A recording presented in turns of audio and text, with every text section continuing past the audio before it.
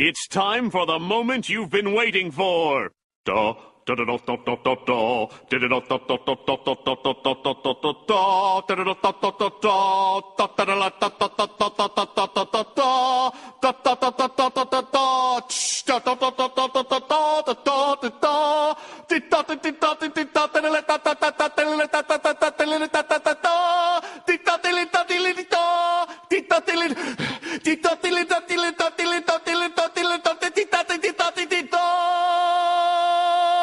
Preparing the chessboard. Yes, chess. The game everybody knows, but nobody seems to know how to play it. The game of chess was invented in India in the 6th century CE, in which it was called chaturanga. The pieces were supposed to represent military units used in common warfare at the time.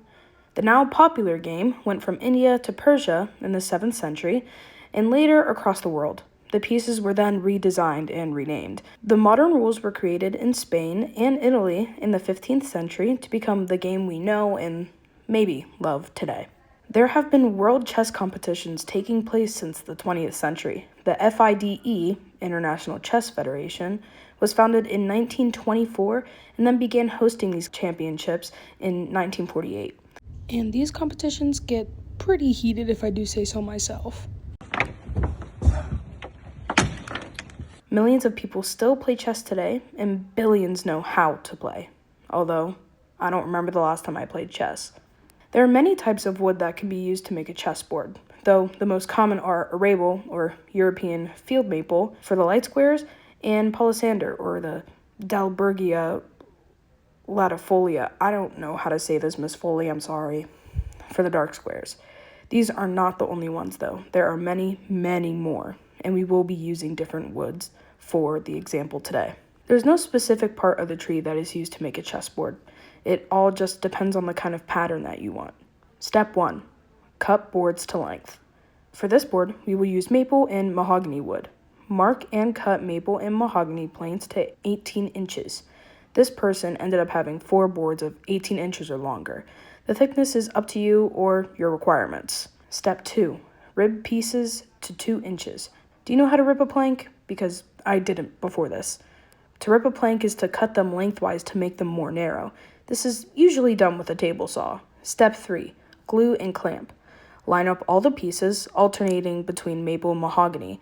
There should be 4 of each lined up. Place them so the side is facing up. Smear glue all over these sides, and then flip them over and glue and clamp them together. Step 4. Square and rip. Cut one side of the glued pieces to make it square. Then cut, or rip, 2-inch wide pieces, making sure that each of these pieces show both mahogany and maple. Step 5. Glue and clamp again. Repeat step 3, making sure that you see the checkboard pattern once again.